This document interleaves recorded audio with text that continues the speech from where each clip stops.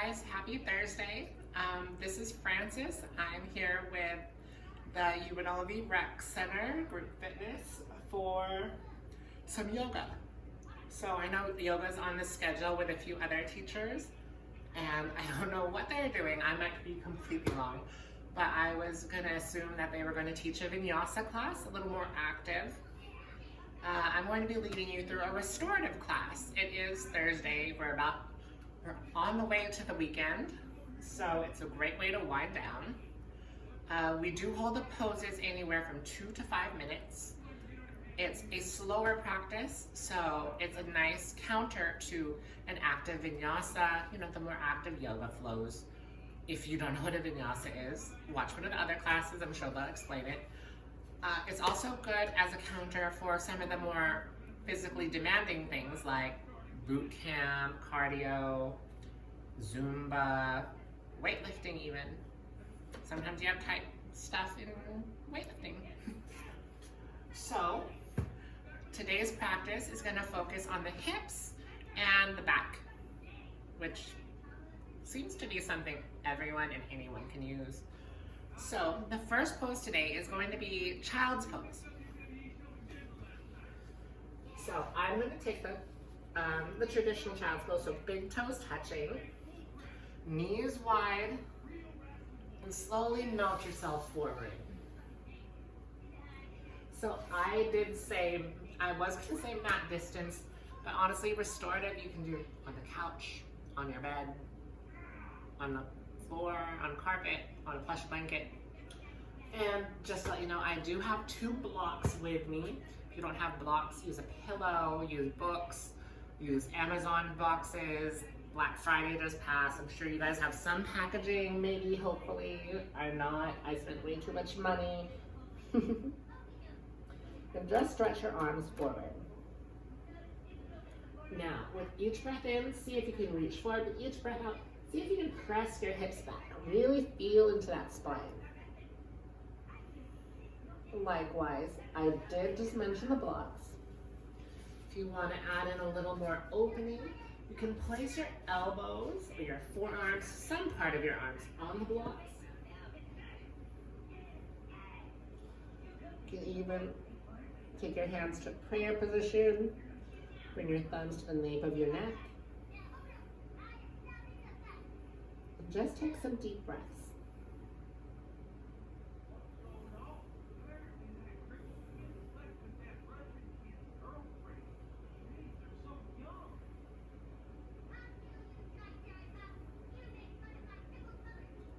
And due to time, this is a 30-minute video. You do hold the poses anywhere from 2 to 5 minutes. As long as you feel good in the pose and you're getting benefit from it, I'd say hold it. And likewise, I am also not playing music during this video, but I do have music playing because I like practicing to music, so I would suggest turning on your favorite songs to relax to, whether it's classical piano, to relax to death metal. You're at home. Do what makes you feel good. So, after a few minutes of child's pose, bring yourself upright. We're going to find our tabletop pose. So, tabletop pose, the only rules are shoulders stacked above wrists, hips stacked above knees. If your knees hate tabletop, add some pillow. If you're on a mat, maybe roll up your mat. Take care of yourself. From here, we're going to do some cat-cow breathing. So as you inhale, drop the belly, look upwards to where the wall meets the ceiling. This is your cow pose. As you exhale, press into the mat, dome your shoulders, arch your back, look toward your belly button. Inhale, cow pose.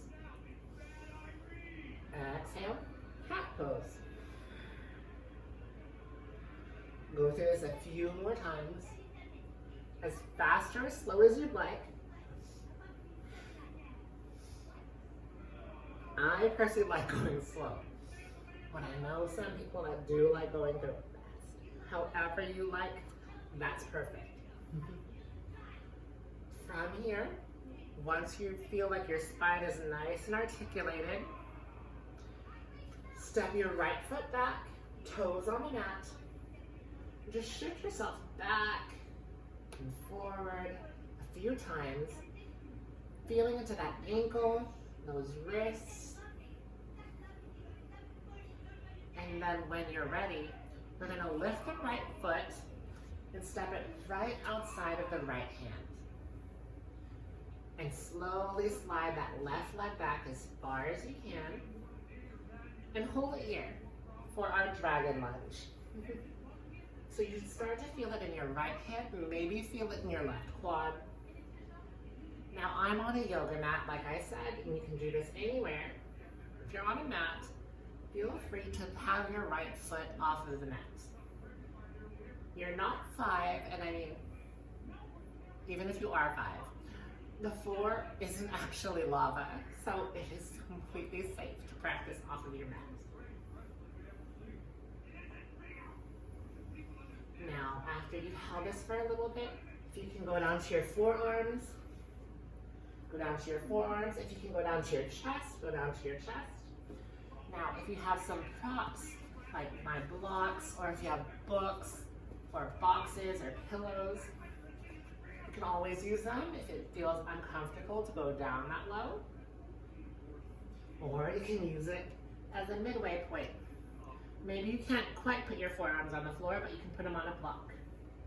That's completely an option. Now, from here, if you want to feel some variations in the stretch, you can place your right hand on your inner right thigh, slowly opening up that hip. And then, if you want to add a little more quad sensation, you can bend the left knee and slowly reach back with your right hand. Open up your chest toward the right side of your mat.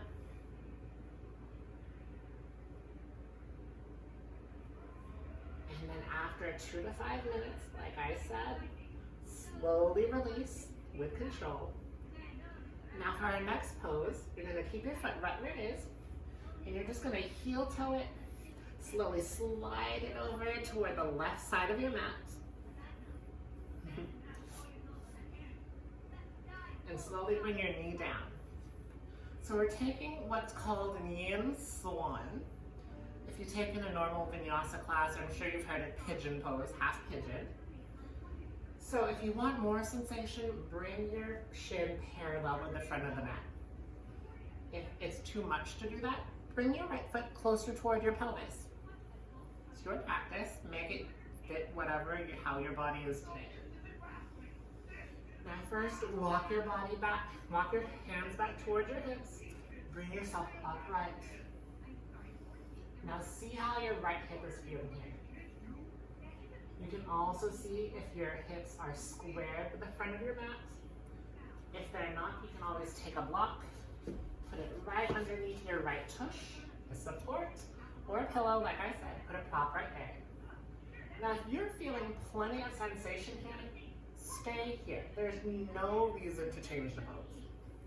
Some people like to bring it down to the mat. Maybe bring your forehead down. Maybe that's a lot. Maybe you're here. If you're here, I suggest using a prop to support your neck, just so there's not some unnecessary strain from gravity pulling your head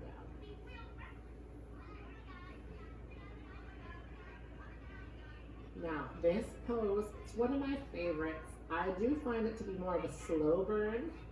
The longer you hold it, you start to feel things. On that note though, in restorative and yin, well, in the yin side, we're going for like 2 to 3 level of discomfort. In restorative, maybe a 1 or 2. And that's out of 10. So, as you're in this pose, if you start to feel numbness, pain, stinging, take a step back and be like, oh no, oh no. But on the same point, as you're in the pose, see if you're feeling pain or if it's just discomfort. If it's discomfort, you can work through that.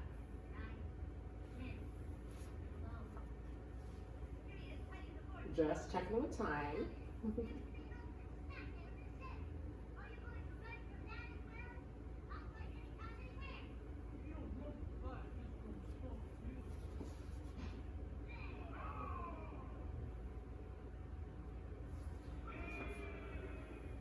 So, after you've been in pigeon or sleeping swan for a little bit, slowly walk your hands back towards your hips to bring yourself upright.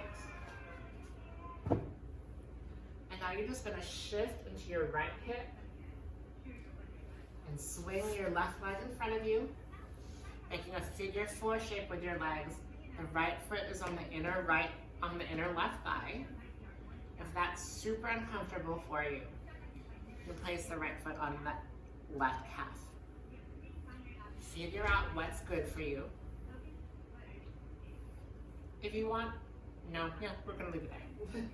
In Vinyasa, this is a Janusasana shape, though we're not following some of the normal power yoga or Ashtanga yoga cues. So no leading with your chest, no reaching for your toes, no difference between flexing or pointing your toes.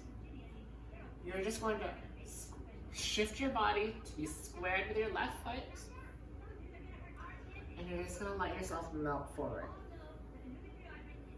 So you will feel a hunch in your back, which is something we don't cue quite a lot. Now, if your hamstring sucks, mine sort of sucks. If your hamstring sort of sucks, feel free to bend it.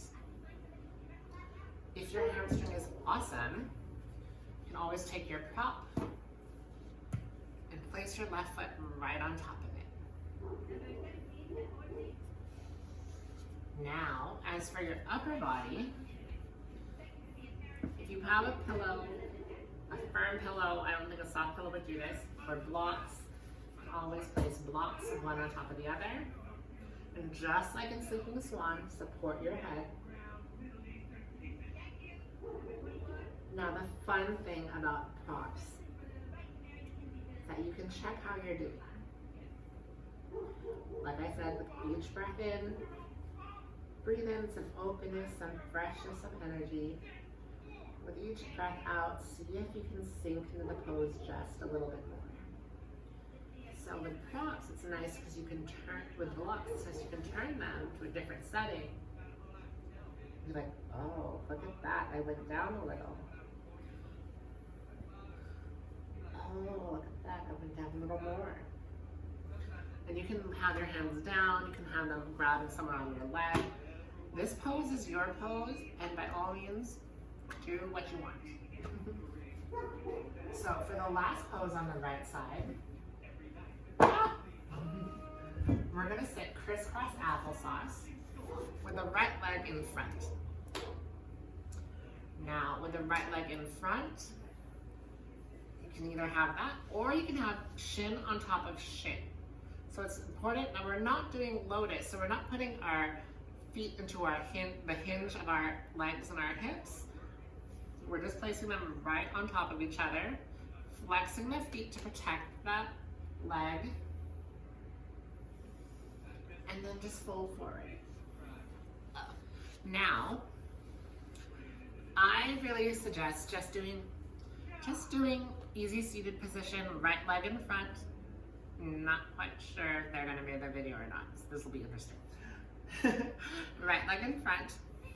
Now, if you really insist on placing a shin on top of the other, you might have space there. Place a prop under there. Support yourself. Fold forward. And now, so while you're folding forward, for some people, elevating the hips forces you into a nice little pelvic tilt, which some people really like. And I suggest you try whatever. Try everything, see what works for you.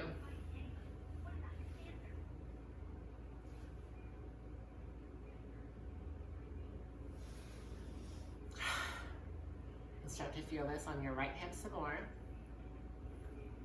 Taking some nice deep breaths in your easy seated pose. Like I said, you don't have to fold forward either. You can sit right here, gentle opening in the hips. You're still getting benefits out of this pose. Taking some nice deep breaths in and out.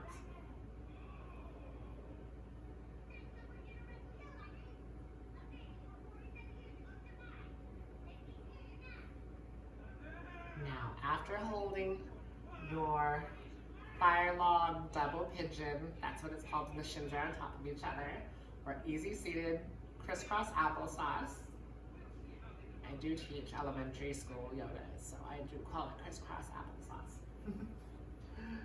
Slowly, if you had a block, remove that, and you're just going to place your hands on the mat, roll over your legs, find your tabletop pose one more time.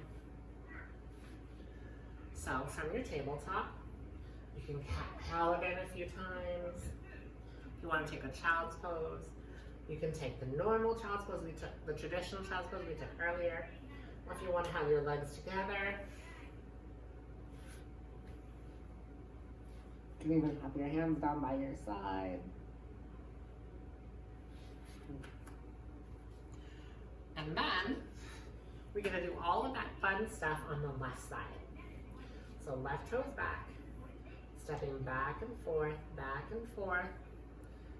working into that left ankle, just like we worked into the right, and both of the wrists.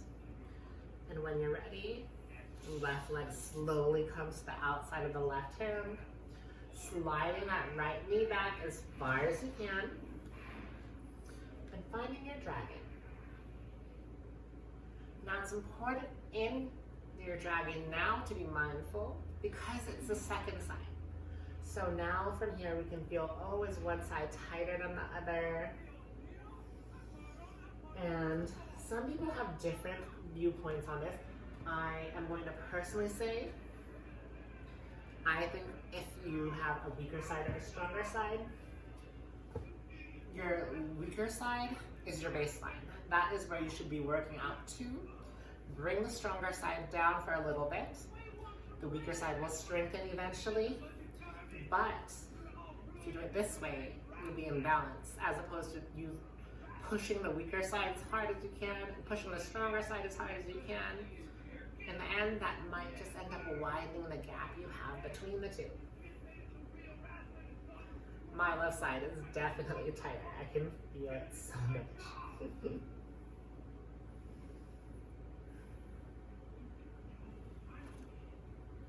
Now slowly heel toe that left foot toward the right side of the mat. And like I said, remember, you can always pause the video in this and slowly take it as slow as you can. So left foot is on the right side of the mat now. We're in our half pigeon or our kapotasana, sleeping swan. Walk your hands back towards your hips, bring yourself upright. Staying here if this is where you're staying. Or you can slowly bring it down toward the mat to find your sleeping swan. You can place your forehead on the mat. I personally like placing one hand on top of the other, making a little pillow for myself. And if your hips are not square, you can always place a block right under your left tush. And slowly breathe into that pose.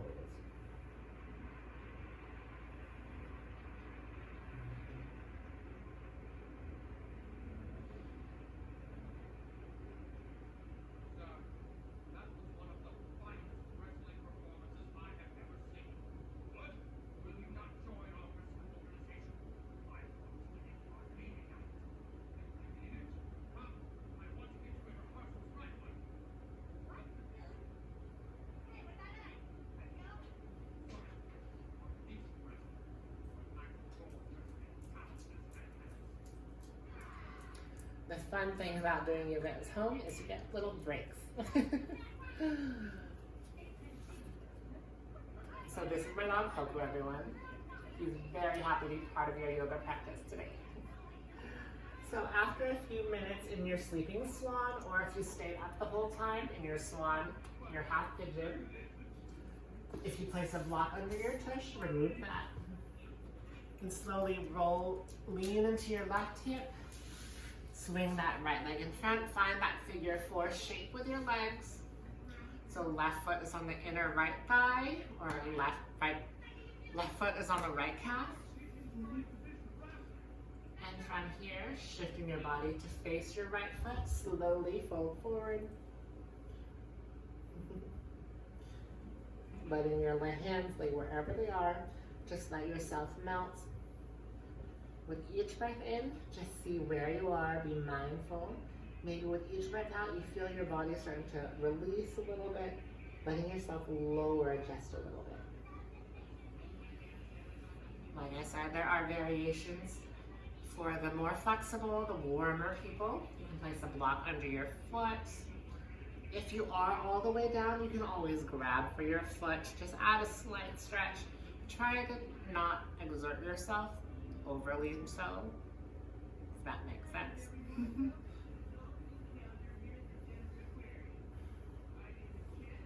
Now after you held that pose for a little bit, slowly bring your feet in.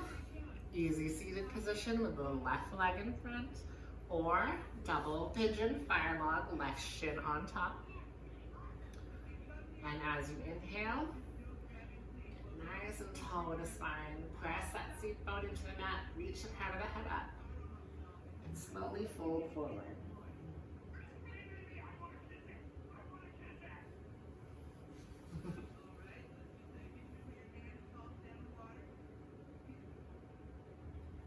Taking nice, easy breaths. 30 minutes is not enough.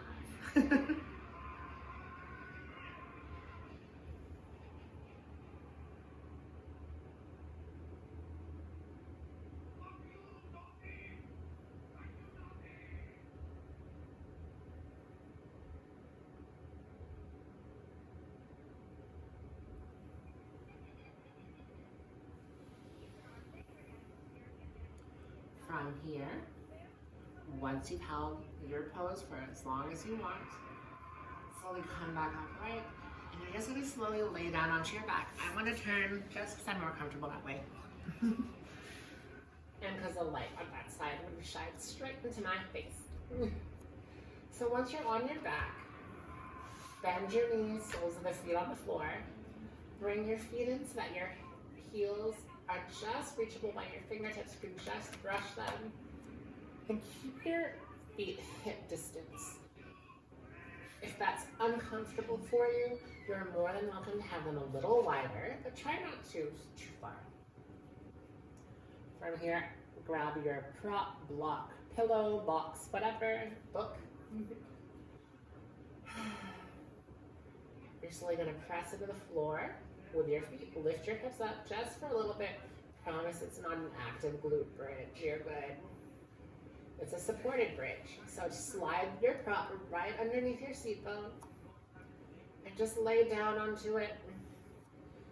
If it's uncomfortable, that means it's in the wrong spot, I promise. Just shift the block forward or back till it's right under your seat bone so that your low back is just being stretched down by gravity, pulling away from the block. So letting gravity do all the work. So supported bridge is such an awesome pose. For me, it's so relaxing. It helps just to pull out all the tension you build up in your spine throughout the day. Now, if you have a block, this is a fun little pose because you can not challenge, but you can see exactly what your body needs. Press into the mat and lift up. You can change the height setting on the block so you can get the exact stretch you need personally. Now, no matter where your prop is, you do have an option to increase sensation here. We can take supported bridge and turn it into supported Savasana by simply extending our legs straight and having our hands down by our sides, palms face up.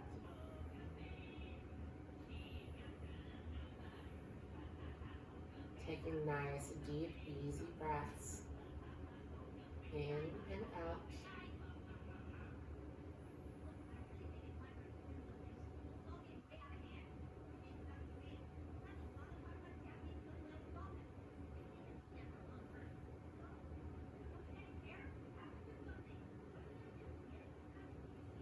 Now, if you pass out in your recline, in your supported bridge, supported Savasana, I wouldn't blame you because I was about to. Now I'm recording the video. So if you were in supported Savasana, you can stay in it for the rest of the class. I would have no objections. But if not, slowly bring your feet back to its bent squat and supported bridge. Lift up, remove the block. Get those out of the way. We're done with them. And then slowly heel toe your feet a little wider. If they were mat distance, a little wider than mat distance now. Now, slowly have your hands down by your side. You do your best to keep your left shoulder on the mat. And just let both knees fall toward the right. So we're taking a gentle spinal twist here. Now, if you're not feeling anything in this pose, a nice way to increase sensation here, lift your right foot and place it on top of your left thigh. You should feel a slight, the weight should add a little bit more pull into your twist. Add a little neck stretch, looking over your left shoulder.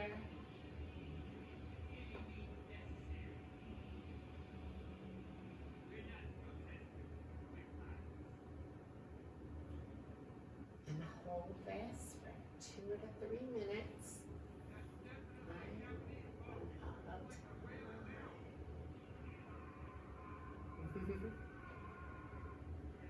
That's okay. Like I said, you guys, totally pause the video, sit in this pose for a while. From here, slowly, if you place the right foot up, bring it right out. Now, look up, straight up, everything up, knees up. And slowly bring everything to the left. All knees to the left, keeping that right shoulder down. You can increase sensation by placing that left foot on that right thigh. Look over the right shoulder.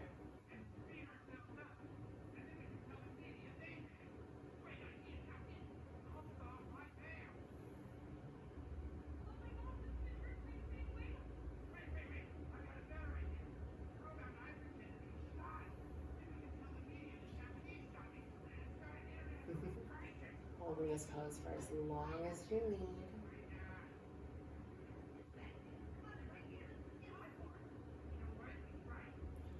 Ideally, holding the spinal twist the same length of time you hold the right, hold the left, if anything. From here, slowly undo it, everything up to center. And slowly extend your legs, mat distance or wider. Hands down by your side, palms face up. For your last pose of this little class, Savasana, also known as corpse pose. So relax everything in your body. Relax the creases in your forehead. Relax your tongue even. Let everything sink into the mat, let gravity pull you downwards. Feel the weight of your body. A little mindfulness exercise that I like to cue is, can you identify each individual part of your body touching the mat? And can you localize that feeling? Can you feel just your left heel? Can you feel just your right calf? The back of your head? Can you feel where along your back are you touching the mat? And if you have the arch in your back, where is it not touching the mat? Mindfulness is a practice that you can practice always, in so many ways. So, holding your Savasana as long as you need. You're at home, take a nap.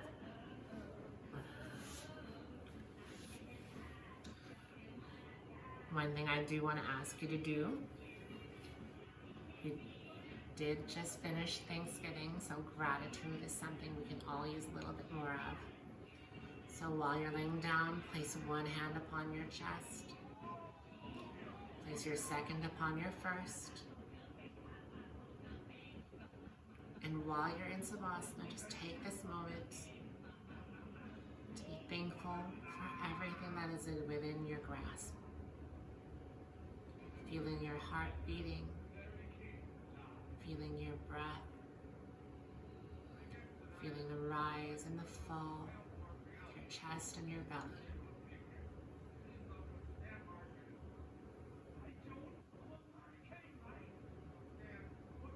Sometimes the world is tumultuous and it seems like we're just surrounded by chaos.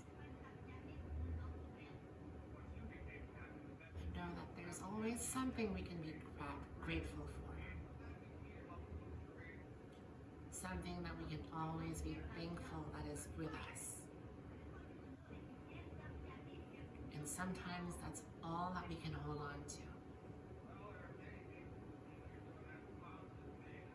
So I hope you all had a wonderful Thanksgiving break. And I am so happy you joined me for this restorative yin practice. And that is the end of class. I am Frances. I will be teaching yoga for UNLV Rebel Rec Group Fitness every Thursday. And I hope you enjoyed. I will see you next Thursday.